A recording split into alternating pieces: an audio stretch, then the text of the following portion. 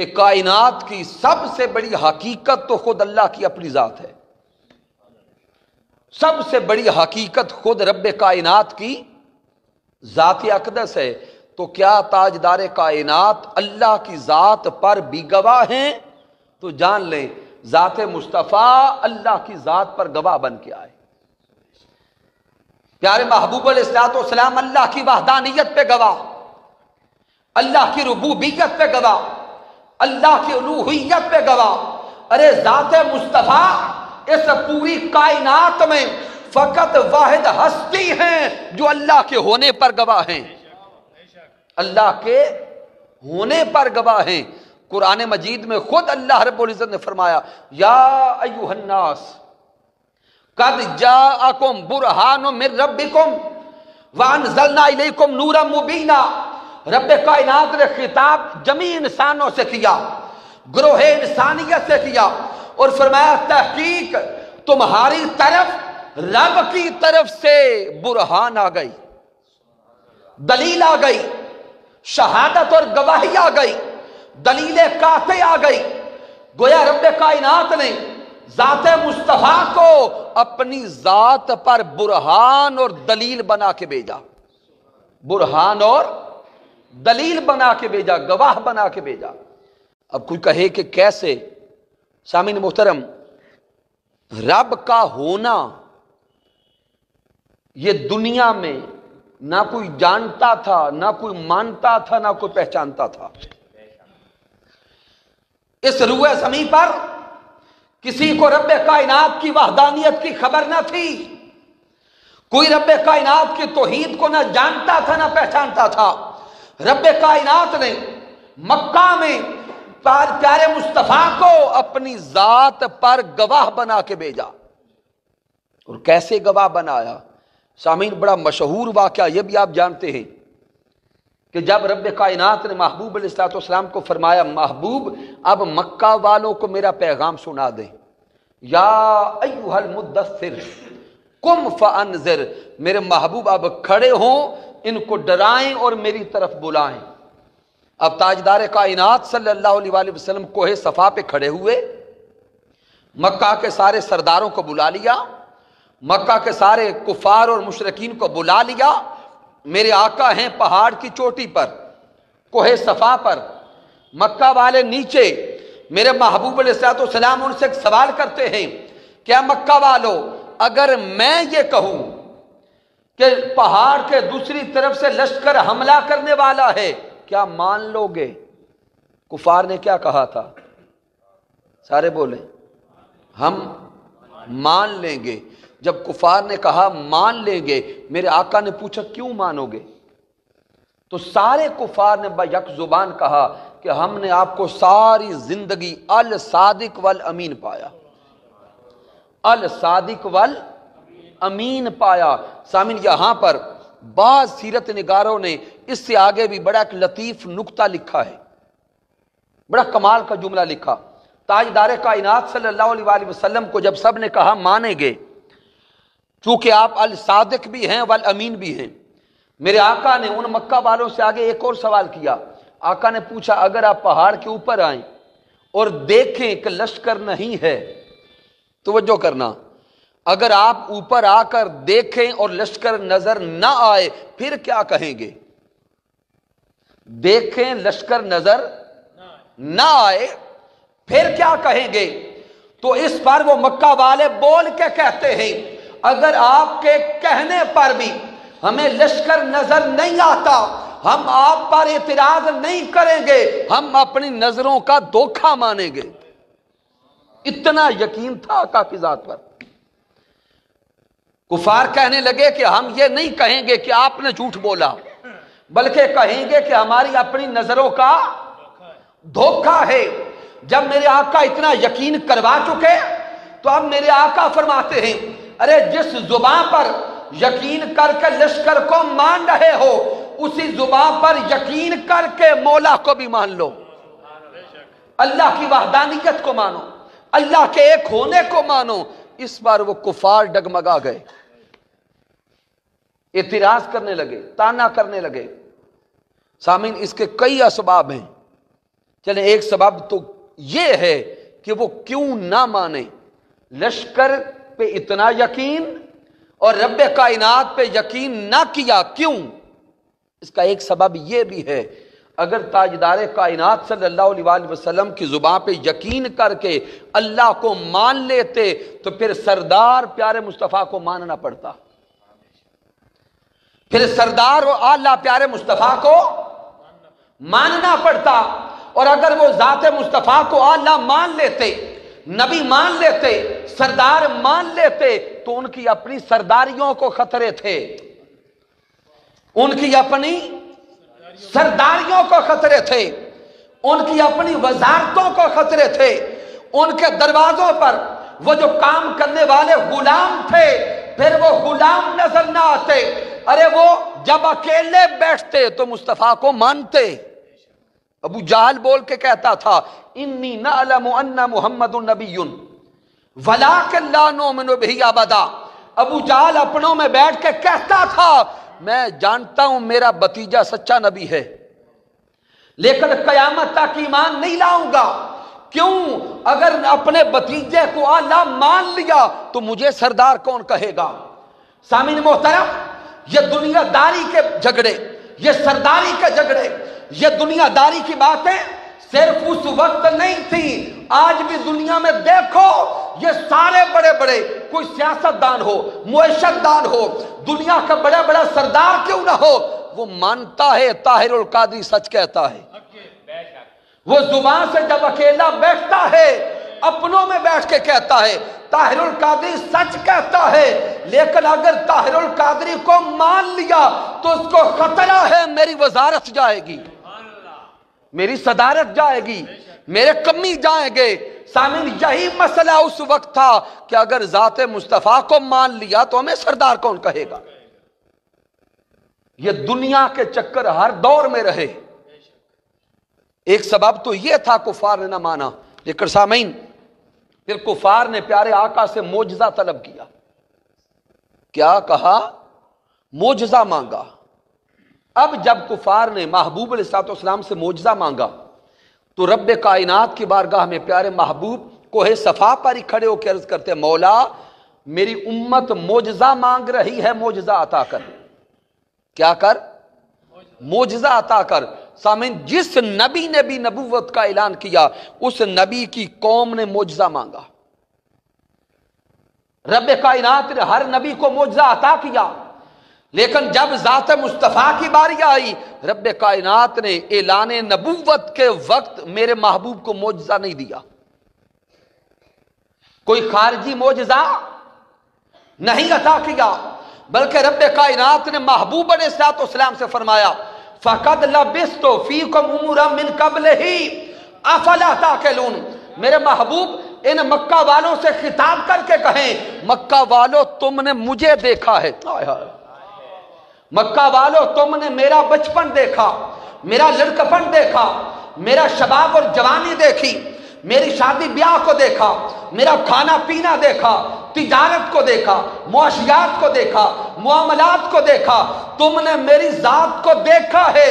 40 سالہ زندگی کا ورق تمہارے سامنے ہے، اگر میری زندگی کے ایک لمحے پر بھی اعتراض کر سکتے ہو تو مولا کا انکار کر دو۔ آئے ہائے ہائے ہائے، تاجدار کائنات نے کفار کو بلایا تھا اللہ کی طرف، کس طرف بلایا تھا؟ اللہ کی طرف۔ کفار نے معجزہ مانگا، معجزہ تھا دلیل نبوت کے طور پر۔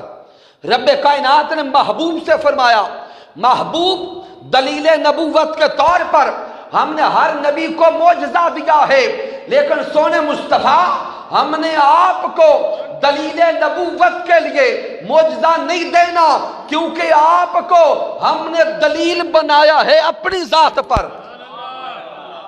صرف دلیل نبوت نہیں، دلیل خدا بنا کے بھیجا، دلیل حقانیت بنا کے بھیجا، دلیل ربوبیت بنا کے بھیجا۔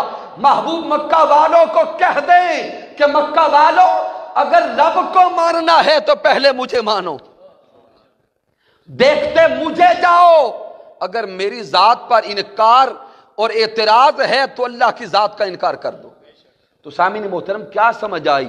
محبوب کی ذات کا انکار کرنا اللہ کی ذات کا انکار ہے۔ محبوب کی ذات کا انکار ہی اللہ کی ذات کا انکار ہے۔ دوسرا جملہ دینے لگا ہوں، انتہائی ایمان افروز۔ رب کائنات نے جب محبوب علیہ السلام سے خطاب کیا کوہ صفا پر، رب کائنات نے فرمایا محبوب ہم نے باقی جمیع انبیاء کو معجزات عطا کر کے بھیجا۔ کسی نبی کو 9 معجزات دیے، کسی کو 14 دیے، کسی کو کم و بیش عطا کیے، لیکن اے سوہنے مصطفیٰ باقی سب انبیاء کو ہم نے معجزات دیکھ کر بھیجا ہے۔ سوہنے مصطفیٰ آپ کو معجزات دیکھ کر نہیں بھیجا، آپ کی ذات کو معجزہ بنا کے بھیجا ہے۔ میرے سوہنے مصطفیٰ آپ کی ذات معجزہ، آپ کا دیکھنا معجزہ، آپ کا سننا معجزہ، آپ کا پکڑنا معجزہ، آپ کا چلنا معجزہ، آپ کا مکہ معجزہ، آپ کا مدینہ معجزہ۔ سوہنے مصطفیٰ آپ کا اس دنیا میں آنا بھی معجزہ ہے اور اس دنیا سے جانا بھی معجزہ ہے۔ آپ کو سراپا معجزہ بنا کے بھیجا۔ سامعین محترم، رب کائنات کی ذات پر دلیل اور گواہ ذات مصطفیٰ، یہ شان شاہدیت مصطفیٰ۔ اب شاہد کون ہوتا ہے؟ وہی دونوں شرائط ذہن میں لائیں، گواہ وہ جس نے دیکھا بھی ہو اور جو موجود بھی ہو۔ اب سوال پیدا ہوا مولا گواہ کی تو 2 شرائط ہیں اور ذات مصطفیٰ گواہ ہیں تیری ذات پر، کیا ذات مصطفیٰ نے تیری ذات کو دیکھا؟ مولا کیا تیرے محبوب نے تیرا جلوہ کیا؟ مولا کیا تیرے محبوب نے تجھے بے حجاب دیکھا؟ تو رب کائنات کا جواب آتا ہے میرا قرآن اٹھا کے دیکھو۔ معراج مصطفیٰ کی رات تھی، میں نے اپنے محبوب کو بلایا، میرا محبوب مکہ المکرمہ سے چلا، بیت المقدس پہنچا، بیت المقدس سے چلا، پہلے آسمان پہ پہنچا، پہلے آسمان سے چلا، 7ویں آسمان پہ پہنچا، 7ویں آسمان سے چلا، سدرہ پہ پہنچا، سدرہ سے چلا، جنت پہنچا، جنت سے بھی آگے چلا تو ثم دنا فتدلی فکان قاب قوسین او ادنی کے مقام پر ایک میں تھا، دوسرا میرا مصطفیٰ تھا۔ میں دیکھتا سامنے مکھڑا مصطفیٰ کا ہوتا، میرا مصطفیٰ دیکھتا سامنے جلوہ مجھ خدا کا ہوتا۔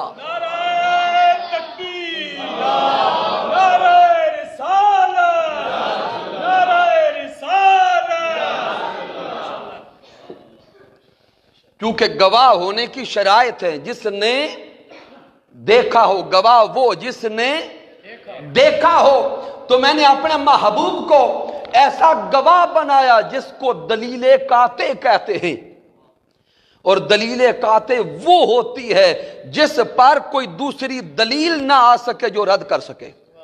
سب سے اعلیٰ دلیل، سب سے بڑی سند، سب سے بڑا گواہ اللہ کے ہونے کا ذات مصطفیٰ ہے۔ سامعین محترم، تاجدار کائنات رب کائنات کو دیکھ کے واپس آ گئے۔ جب تشریف لائے واپس مکہ میں میرے آقا نے اعلان کیا کہ میں نے رات کے ایک لمحے میں اللہ کا دیدار کیا، گیا بھی اور آ بھی گیا۔ اب سننے والے تھے الگ الگ ظرف کے، سننے والوں کا ہاضمہ کئیوں کا کمزور تھا، اپنے اپنے درجے کے لوگ تھے۔ جو جس درجے کا آتا رہا میرے آقا اسی درجے کی خوراک دیتے رہے، جس کا جتنا ہاضمہ تھا آقا اسی درجے کی خوراک دیتے رہے۔ اب جب آئے میرے آقا علیہ السلام کے خلفاء نائبین، حضرت ابو بکر صدیق آئے ہوں گے، حضرت عمر فاروق آئے ہوں گے، حضرت عثمان ذو النورین آئے ہوں گے، حضرت علی شیر خدا آئے ہوں گے، گھر والے آئے ہوں گے، اور آنے والوں نے اب قریبیوں نے بیٹھ کے پوچھا محبوب جب رب کو دیکھا تو کیسے دیکھا؟ رب کائنات کا جلوہ کیسے کیا؟ اللہ کے جلوے کا حال کیا تھا؟ اللہ دیکھنے میں لگتا کیسا تھا؟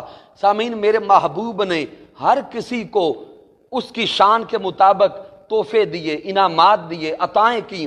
علم دیا، معرفت دی، پہچان دی، لیکن زبان حال سے ایک شاعر بول کے کہتا ہے کہ میں کیا بتاؤں، میرے محبوب نے فرمایا ہوگا کہ نقاب مکتوں لہا کے ڈٹھے۔ پوچھنے والوں نے پوچھا ہوگا نا مولا کو کیسے دیکھا، تو میرے محبوب نے جواب دیا نقاب مکتوں لہا کے ڈٹھے، میں رج کے ڈٹھے نجھا کے ڈٹھے۔ نقاب مکتوں ہٹا کے ڈٹھے، میں رج کے ڈٹھے نجھا کے ڈٹھے، او ایڈا سوہنا مثال کوئی نہیں، انہیں مینوں نیڑے بہا کے ڈٹھے۔ تو جب محبوب نے دیکھا، گواہ اور شاہد ہوتا ہی وہ ہے جس نے دیکھا ہو۔ رب کائنات نے ذات مصطفیٰ صلی اللہ علیہ وآلہ وسلم کو اپنی گواہ ذات بنا کے بھیجا، اپنی دلیل بنا کے بھیجا، اپنی سند بنا کے بھیجا۔ سامعین محترم، اسی پر اگر اور دلائل دیتے چلے جائیں تو درجنوں دلائل موجود ہیں کہ رب کائنات کی وحدانیت پہ گواہ ذات مصطفیٰ ہے، رب کائنات کے ایک ہونے پر گواہ ذات مصطفیٰ ہے۔ اگر ذات مصطفیٰ کا انکار ہو گیا تو اللہ کی وحدانیت کا انکار ہو گیا، اللہ کے ایک ہونے کا انکار ہو گیا۔ سورہ اخلاص یہی پیغام دے رہی ہے، سورہ الفتح یہی پیغام دے رہی ہے، بلکہ پورے کے پورے قرآن کا پیغام یہی ہے کہ ہمیں قرآن اللہ کا کلام بھی ملا ہے تو زبان مصطفیٰ سے ملا ہے، رحمان کی خبر ذات مصطفیٰ سے، قرآن ملا تو ذات مصطفیٰ سے، قرآن والا ملا تو ذات مصطفیٰ سے۔ تو سامعین محترم سمجھ آئی کہ کائنات کی ساری حقیقتیں جمع کر لیں، ان کی سمجھ ہی آتی ہے دروازہ مصطفیٰ سے۔ اگر اللہ رب العزت کا قرب چاہتے ہیں، اللہ کو منانا چاہتے ہیں، تو آئے در محمد مصطفیٰ کی طرف سے۔ اور تحریک منہاج القرآن حضور شیخ الاسلام ڈاکٹر محمد طاہر القادری ساری زندگی سے تاجدار کائنات کے غلاموں کو، آقا کے امتیوں کو، چاہے وہ امت اجابت ہے یا امت دعوت ہے، ہر کسی کو آقا کے دروازے پہ بلا رہے ہیں، ہر کسی کے دل میں محبت مصطفیٰ کی شمع روشن کر رہے ہیں۔ اور سامعین حضور شیخ الاسلام کی ساری زندگی کو پڑھے، وہ وقت بھی آپ نے دیکھا جب حضور شیخ الاسلام کی داڑھی کا ایک بال بھی سفید نہ تھا، جوانی سے لے کر آج کے وقت تک دیکھے، میں یہ نہیں کہتا بڑھاپے تک، چونکہ میرا قائد بوڑھا ہے ہی نہیں۔ سامعین محترم، ساری زندگی حضور شیخ الاسلام کے سامنے آپ نے نہ دن دیکھا نہ رات دیکھا، نہ صبح دیکھی نہ شام دیکھی، نہ کھانا دیکھا نہ پینا دیکھا، نہ بھوک نہ پیاس۔ ارے ساری زندگی کے ایک ایک دن کو دیکھو، حضور شیخ الاسلام اسی لیے روتے ہیں کہ آقا کے عاشقوں آؤ آقا کی محبت کی طرف، آقا کی امتیوں آؤ آقا کے دروازے کی طرف۔ سامعین، اگر ہمارا قائد ساری زندگی سے یہی پیغام دے رہا ہے تو ہمیں بھی چاہیے نا اپنے قائد کے پیچھے دن رات کو نہ دیکھیں، آقا کے دین کی محبت اور خدمت کو دیکھیں، خدا کے لیے زندگی کے ایام کو ضائع نہ کریں، زندگی کے اوقات کو ضائع نہ کریں، وقت کو غفلت میں نہ گزاریں، وقت کو مشن کے پیغام کو آگے بڑھانے میں گزاریں، دن رات کو چھوڑیں، بس صبح ہو یا شام ہو لوگوں کو لائیں آقا کے دین کی طرف، آقا کی محبت کی طرف، آقا کے پیغام کی طرف، اس مشن کی طرف۔ اگر کوئی گھر والا یا کوئی پوچھے بھی رات کو کیا کر رہے تھے، کبھی فلاں سڑک پر تھے، کبھی فلاں سڑک پر تھے، تو اسے ایک ہی بات بتائیں، ہمیں اور کچھ سمجھ نہیں آتا، بس ایک ہی پیغام ہے کہ تتی تھی جوگن چودھار پھرا، تتی تھی جوگن چودھار پھرا، ہند سندھ تے پنجاب پئی مار پھرا، متا یار ملم کئی سانگ سبب۔ کوئی پوچھے بھی راول پنڈی میں تھے، اٹک میں تھے، ہزروں میں تھے، یہ کیا کرتے پھر رہے تھے؟ انہیں کہیں ہمیں کچھ سمجھ نہیں آتی، ایک ہی دھن ہے، متا یار ملم کئی سانگ سبب، اتھا میں مٹھڑی نت جان بلب۔ اور جو میرے وہ احباب اور بزرگ ہیں جن کی زندگی گزری ہے مشن کی خدمت میں، جوانی گزری، آج بال سفید ہیں، جب جوان بچے جاتے ہیں پیغام لے کر تو وہ کئی بول کے کہتے ہیں ہم بوڑھے ہو گئے، ہمارا وقت گزر گیا۔ اب آپ کام کریں، خدا کے لیے ایسے الفاظ نہ بولیں، کہیں ایسا نہ ہو کہ زندگی کے آخری ایام بے وفائی میں لکھے جائیں، بے وفاؤں میں نہ لکھے جائیں۔ دن رات جو جوانی گزاری، جو جوانی سے ایام گزرتے گزارے، آج اگر بڑھاپا بھی ہے تو بڑھاپے کو نہ دیکھیں، اللہ اور اس کے رسول کے دین کی خدمت کو دیکھیں۔ اور میں اشارہ صرف دیتا ہوں، آج کل وہ ویڈیو آپ دیکھ رہے ہوں گے، آپ کے رفیق منہاج القرآن کے حبیب اللہ بٹ صاحب، جنہوں نے دن رات لگائی اس مشن کے لیے، آج ان کے بھائی بتاتے ہیں ان کو ملا کیا ہے۔ اللہ کی عزت کی قسم، حضور شیخ الاسلام کے ان کلمات کو ہلکا نہ لیں کہ اگر رفاقت کی سمجھ اس دنیا میں نہ بھی آئی، مر کے قبر میں پہنچو، قبر کی پہلی رات سمجھ آ جائے گی یہ رفاقت کیا ہے۔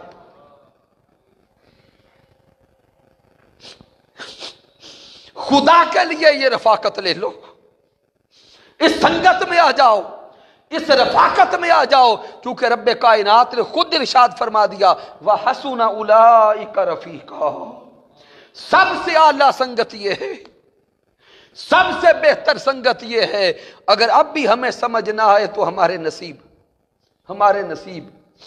حضور شیخ الاسلام کی زندگی کا ایک ایک دن ہمارے سامنے یہی پیغام دے رہا ہے کہ لوگوں آؤ تاجدار کائنات کی غلامی کا پٹا گلے میں ڈال کی محمد سے وفا تو نے، کی محمد سے وفا تو نے، تو ہم تیرے ہیں، یہ جہاں چیز ہے کیا، لوح و قلم تیرے ہیں۔ میں نے جو کچھ بیان کیا، اگر اس میں کچھ کمی ہے، کوئی کجی ہے، کوئی غلطی ہے تو مجھ ناچیز کی طرف سے ہے رب کائنات معاف کر دے، اگر اس میں کوئی اچھائی اور کمال ہے تو اللہ کی عزت کی قسم میرا کوئی کمال نہیں، یہ رب کائنات کا کرم ہے، آقا علیہ السلام کی رحمت ہے، اور میرے قائد، میرے مربی، میرے استاذ، میرے شیخ حضور شیخ الاسلام ڈاکٹر محمد طاہر القادری مدہ ذلہ والی کی صحبت کا فیضان ہے۔